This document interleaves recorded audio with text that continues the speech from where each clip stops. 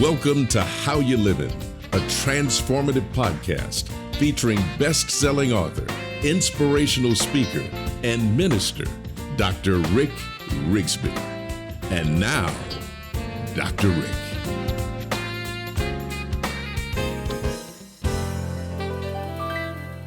Hello, friends. Thanks so much for joining us today. I want to talk to you about easy, specifically mastering the easy.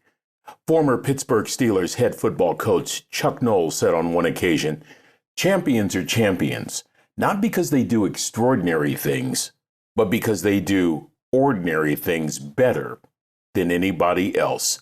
Doing ordinary things better than anybody else. That's the key to extraordinary performance, regardless of the task, regardless of the field of endeavor. Mastering the easy, I believe, is the trademark of greatness. I talk a lot about executing basics, another way of saying mastering the easy. As a child, I was taught to master the easy by my parents. Whether it was peeling a potato or scrubbing a toilet, it had to be done the right way. My dad was a cook for a maritime academy in Northern California. Sometimes he would have responsibilities that would result in him working on the weekends, and we loved this as kids. It meant we could beg him to take us to work with him on a Saturday. It meant everything from playing ball in an empty gym to watching sailboats maneuver around the bay. But it also meant helping out in the galley, in the mess hall, as they used to call it. In military terms, it meant kitchen patrol, also known as KP. My dad usually gave me one of two jobs, either garbage detail or peeling the potatoes. I would often choose the latter if I had a choice. But in both cases, he would show me what he expected. He showed me only one time, and in showing me, he set the expectation. He did not tolerate anything less than excellence. He showed me one time. He set the expectation. His command was simple. "Ricky, if you're going to do a job, do it right."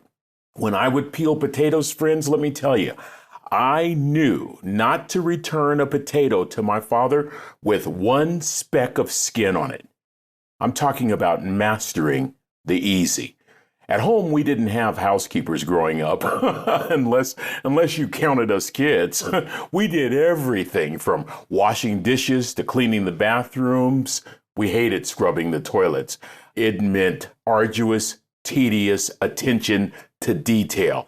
We didn't mind so much the outside chores, doing yard work, painting, fence repairs, washing the cars. I have to pause for a moment. I'm thinking right now in my mind about that Clint Eastwood movie, Gran Torino, whose character fills the emptiness in his life with beer and home repairs while developing an unlikely friendship with his neighbors. Here's my favorite scene. Clint's character, Walt, is sitting on the front porch, admiring the job he did washing and waxing his car. Isn't it interesting that an entire generation of kids have no idea how gratifying it is to admire a car you've just washed by hand? Whatever we did at home, it had to be done the right way. It had to be done correctly. I can hear in my mind with a piercing familiarity right now, "Ricky, if you're going to do a job, do it right." Mastering the easy became part of our core curriculum growing up. I have 4 degrees. My brother is a presidential appointed judge in Washington, D.C. We weren't the smartest ones in our family. It was a country mother from Oklahoma and a 3rd grade dropout daddy from Texas. They both taught us to master the easy. They said it this way: execute the basics better than anybody else, and you'll grow your capacity for that which you want. Mastering the easy. I think about a basketball coach, a former basketball coach at UCLA by the name of John Wooden, the Wizard of Westwood. The very first thing he taught his incoming freshmen was the proper way to put on their socks. Because if you don't know the proper way to put on your socks, Your feet will develop blisters, and you will be of no use to the team. How about tennis great Arthur Ashe, who said, start where you are, use what you have, do what you can. How about another tennis great, Bjorn Borg? Bjorn Borg mastered the basics in such a way, mastered the easy in such a way that he posed a tremendous threat to any of his opponents. I have a friend who was a professional tennis player back in the 70s. He said that Bjorn Borg was his stiffest competition. When I asked why, my friend said Borg had the basics so down, he wore his opponents out. Here's a basic. Here's mastering the easy. How about mastering making a bowl of soup? When my father found out that I was going to a new restaurant, he would always encourage me to order a bowl of soup. When I would ask why, he would say, son, if the soup is not good, don't invest in the restaurant. To this day, I work on mastering the easy. As a minister, as a public speaker, I'm always working on my craft every day. I'll give you an example from my early years as a television reporter. I would spend countless hours chasing down news stories in my news car. To improve my articulation skills, I spent years reading billboards out loud. Now, I was by myself in the news car, so there was no audience, but I wanted to improve my articulation. So when I would see a billboard, I would sound it out loud. For example, oh, what a feeling. Drive a Toyota. Mastering the easy. I'd listen to San Francisco Giants baseball games when I'd drive around my news cruiser. I would rehearse my own broadcast. Swung on a deep drive to center field. Mays on the run makes the catch. What a spectacular play. I would even include commercials. Say, friends, your mouth is parched as a bleacher seat? Then turn up a can of Budweiser. Budweiser, the king of beers. You see, friends, if you really want to be great at anything, you have to first master the easy. I learned that from a country mother from Oklahoma and a third grade dropout daddy. Recently, I was involved in a rather intense discussion with a dear friend who asked me to coach him up for a job he's applying for. He wanted my honest opinion regarding how he can improve. My initial assessment was for him to develop greater breadth and depth, specifically developing a memory and a deeper memory bank. I offered a few simple exercises. Here's an exercise that I do daily to continue to develop my memory. I think of an event that occurred years ago, and what I choose to do is this. I will work to remember every single detail that surrounds that particular event. And so I shared this with my friend. I will refer to my friend in this example as Fred. So I talked to him about a trip we took a few years earlier, and I told him to recite and recall every single event from that trip, every descriptive statement that he could possibly think of. I wanted him to recount every detail from that trip. The greater the detail, I told Fred, the higher his score would be, with 100 being max. Fred scored about a 50, which is probably average. But when I pressed Fred, he got irritated and said, why do I need to remember the obvious? That stuff that you're asking me is easy to remember. Why do I need to remember it? But here was the problem. As easy as it was, Fred was not able to recall those details. This exercise led to a lengthy discussion. I am happy to report Fred finally got it. The difference between ordinary performance and extraordinary performance. Extraordinary people master the easy.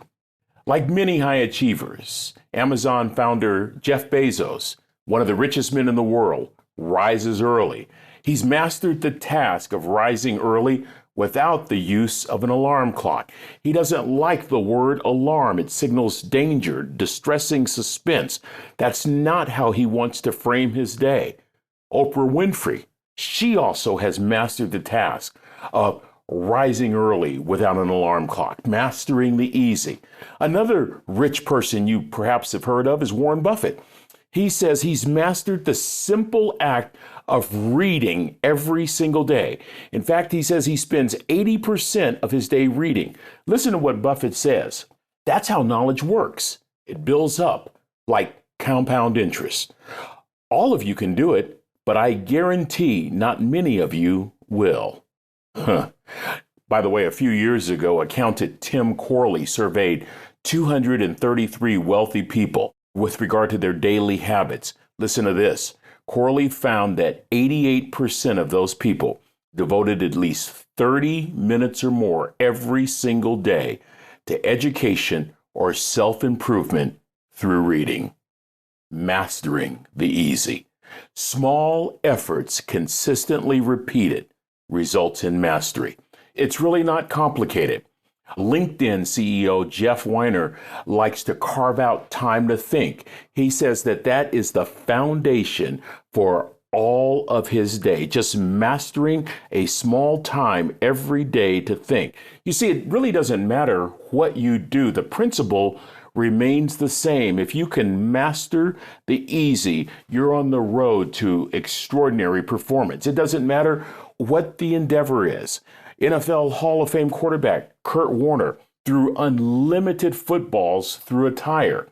I mentioned tennis great Bjorn Borg. He hit countless balls against his family's garage door. Boxer Mike Tyson, despite all his antics, gosh, he was a ferocious boxer. And that greatness as a boxer resulted from mastering film study. He would watch countless hours of boxers over and over and over in the attic of a former trainer's house where he lived as a young man. How about Britain's Prime Minister Winston Churchill? He mastered three easy philosophies. Number one, he never wavered. Number two, he was true to his principles. Number three, he stood resolved. He stood even if he was the only one standing. By the way, Churchill once said, quote, "History will be kind to me, for I intend to write it," end quote. How about the man who spent 5 years perfecting a simple chicken sandwich? That would be Chick-fil-A founder Truett Cathy. How about Kobe Bryant, who mastered the easy task of asking questions? And it didn't matter where he would ask the questions. He wanted to know how to improve so that he could be the best basketball player he could be. There's one example of Kobe asking Michael Jordan questions as they both stood side by side when somebody else was shooting a free throw. Kobe's bugging Michael. Kobe would also call Michael, as the legend goes, in the evenings, late at night. It would be a certain time in Los Angeles. The game was over. It would be a couple of hours later in Chicago, but the phone would ring. Michael would pick it up, and it would bug Michael. Eventually, a friendship resulted. Isn't that interesting? A deep brotherhood resulted. At Kobe's funeral, Michael, in tears, talked about how much he loved his brother's desire to learn, to grow, to challenge himself to get better and better and better every single day. You can trace all of that back to Kobe Bryant's insatiable desire to master the easy, something as easy as asking a question to gain information. Golfing legend Tiger Woods has become a global icon. During his recent Hall of Fame speech, he discussed how he learned how to play golf by playing with his father, Earl, a former Special Forces Green Beret. He learned early in life cause and effect, that where you strike the ball on the club face determines the ball placement. Tiger and his father would begin a round late in the afternoon after Tiger's dad got off work. The rule was simple. As the sun was going down, they would play until someone lost the ball. Well, Tiger wanted to keep playing, so he did everything he could not to lose a golf ball. This forced him to learn where every one of his shots would go. He learned how to shape shots. He learned where to hit the ball on the club face. Tiger would hit golf balls in the grass, through the trees, in the sand, out of the sand, through hula hoops. He was learning to master the easy. Mr. Woods taught his young son a fundamental lesson that Tiger has relied on throughout his illustrious career. Mr. Woods would say, "Son, train hard, fight easy. Train hard, fight easy." Tiger applied this philosophy to his golf life. He made practices grueling, so grueling, he hit thousands of balls until his hands bled. He hit every shot imaginable over and over and over again. Tiger said, quote, "I made practicing so difficult. It hurt so much because I wanted to make sure I was ready come game time," end quote. Train hard, fight easy. That's the foundation for mastering the basics, mastering the easy. Tiger's dad would say to him, "Son, nothing is given to you. If you don't earn it, you don't deserve it." I've been taking golfing lessons lately. I'm reminded that golf is a game of small adjustments, a game of proper alignment. I've had a hook. I'm a left-hander, and I've had a hook ever since I began playing golf back in the 1980s. I've been told, well, that comes from all your years of playing baseball and softball, and just going to have to live with it. I've tried everything to mitigate this hook, but it wasn't until this old guy, this old teaching pro who'd been teaching forever, watched just a couple of my swings and said these words to me, "Rick, you wiggle and waggle." I said, "What?" He said, your grip. You wiggle and waggle your grip. Once you start off, it's fine. It's just fine. But as you swing, your brain pushes you to that bad habit of wiggling and waggling your grip. The result, the club head changes slightly as I swing. I'm now striking the ball with more of a closed face, literally encouraging the ball to hook. This is what the pro said.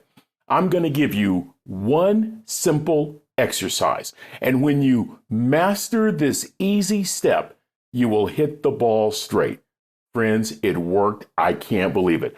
All the club pro told me to do was, before I address the ball, hold the club out. That's right. Stick it out right toward my instructor, and make sure that my club face is exact. And then don't change my grip. Don't move my hands. I then present the club face behind the ball. I don't change my grip. I take my time. I do all my other mechanics. I swing, and believe it or not, I hit the ball consistently straight. Now comes the hard work of mastering this easy technique. He also told me this. The club pro told me that golfing great Jack Nicklaus once said that 90% of the time, your club shot is determined before you even swing the club.